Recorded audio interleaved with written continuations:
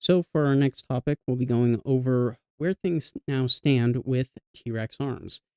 So, it's been a couple of weeks now since the original announcement of Lucas leaving, and I think now that the dust has settled, there is an opportunity here where we can take a look at how things have shaken out and potentially learn some lessons. I do think that the bottom line here is that unfortunately, Lucas's family, it really does look like they ended up taking advantage of him and forcing him out of the company.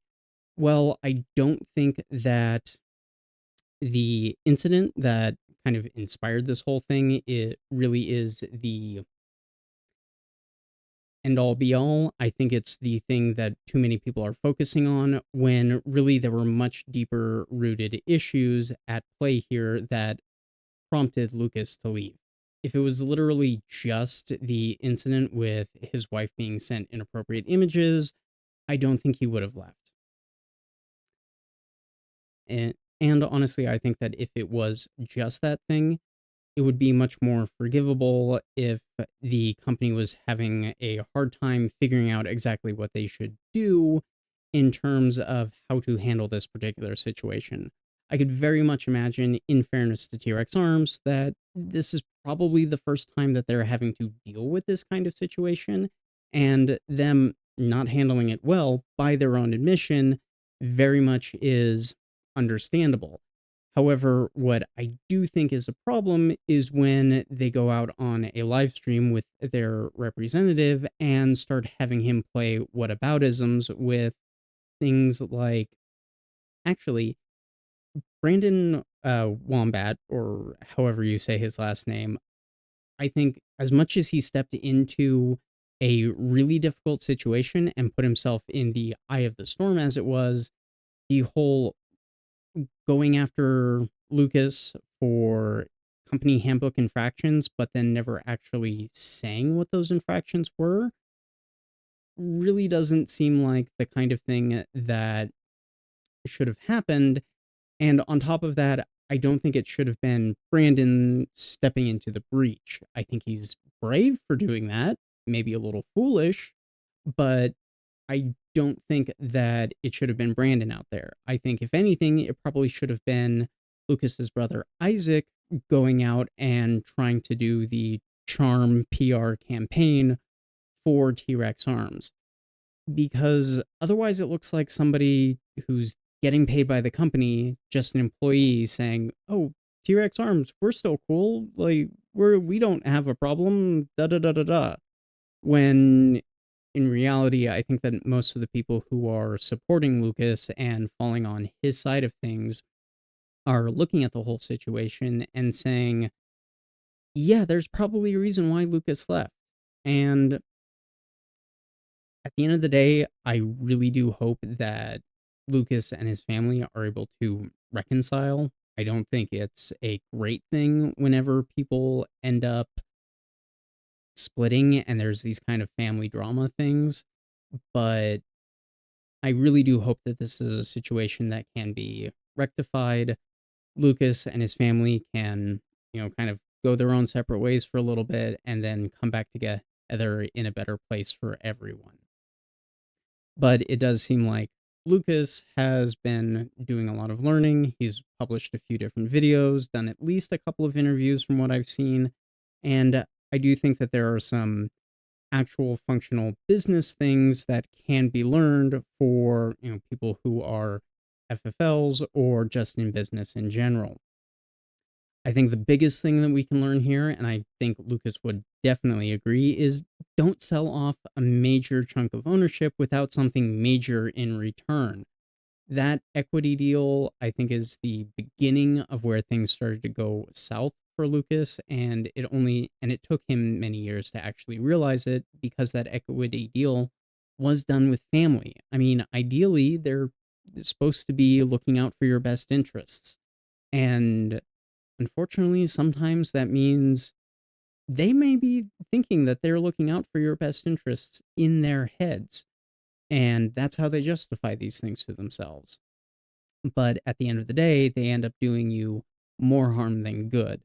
So I really would caution people to, if you are considering going into business with family or sharing equity in a business in any meaningful way with family, really consider what that means and how difficult those things are to navigate. One of the things that Lucas also talked about in his video, somewhat briefly as a point of contention within T Rex Arms between him and the rest of the founders, is something that I think is worth talking about, specifically conflict over product selection. I think Lucas was spot on about not devaluing the brand by bringing in cheap product offerings as part of their selection. If you build a brand like TRX Arms, who ideally is going to be doing highly curated product lines and not just pricing to win and pricing to the lowest possible price point, you can't compromise that particular brand proposition. You have to be known for having quality products. You might have a good value proposition, but you can't just bring in cheap products willy-nilly just because you start to want to hit specific price points as part of your product offerings so that things are less expensive to expand your market. That's not how you do things. Another lesson that I think can be learned is don't badmouth your founder. I think that this could have been very different if Isaac had stepped forward and said that this was just a family growing apart. Everyone still loved Lucas, and but a poorly handled and ongoing disagreement were getting to the point where a big change had to be made, and Lucas decided it was best to leave and start something new. Isaac should have been out there saying he has our full support and we will miss him. That should have been the message. But Isaac's video ended up preemptively confirming part of what Lucas was going to say in his next video or in his first video on his channel. And then you top that off with Brandon's comments about Isaac's behavior, and you end up looking like the bad guys even more so. Um, yeah, I do think that T-Rex Arms right now, their best bet is to just be quiet, just let things kind of blow over, let something else pop up in the news cycle, and just continue to try and ride out the storm as best they can. That's their best bet. But as far as for Lucas's side of things, I do hope that he is successful in his endeavors, and I do support the fact that he is trying to assist, at least in one of his new business endeavors, in helping grow and